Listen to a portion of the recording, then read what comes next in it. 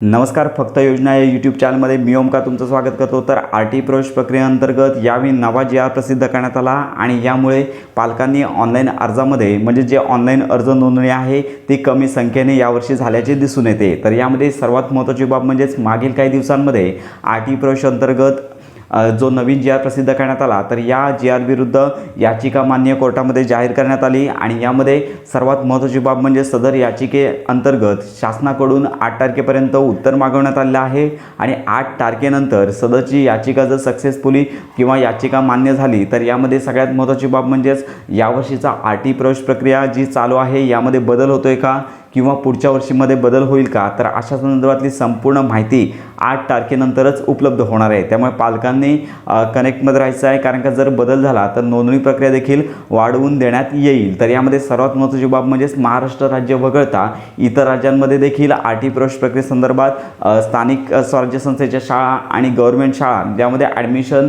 मिळतील, प्रायव्हेट शाळा वगळण्यात येतील। तर अशा प्रकारचे जी.आर काढण्यात आले होते। याविरुद्ध देखील तिथे याचिका दाखल करण्यात आली आणि अशा प्रकारचा जी.आर रद्द करण्यात आलेला होता। तर अशा प्रकारे संपूर्ण माहिती आपल्याला आर.टी प्रवेश प्रक्रियेअंतर्गत जी याचिका दाखल करण्यात आली आहे तर या याचिकेच्या निकालावरतीच अवलंबून आहे। तर सदरची संपूर्ण माहिती आपल्याला 8 तारखेनंतर उपलब्ध होईल। त्यामुळे पालकांनी आर.टी प्रवेश प्रक्रियेअंतर्गत जर तुम्हाला अर्ज करायचा आहे परंतु सध्याच्या जी.आरमुळे तुम्हाला अर्ज करता येत नाही आहे, त्यामुळे संपूर्ण माहिती तुम्हाला कळली पाहिजे। त्यामुळे आपल्या चॅनलच्या कनेक्टमध्ये राहा। तर अशा प्रकारे आर.टी प्रवेश प्रक्रियेसंदर्भात आता जी महत्त्वाची अपडेट आहे ती 8 तारखेनंतर आपल्या चॅनलवरती प्रसिद्ध केली जाईल। त्यामुळे ही महत्त्वाची माहिती इतरांपर्यंत नक्की शेअर करा।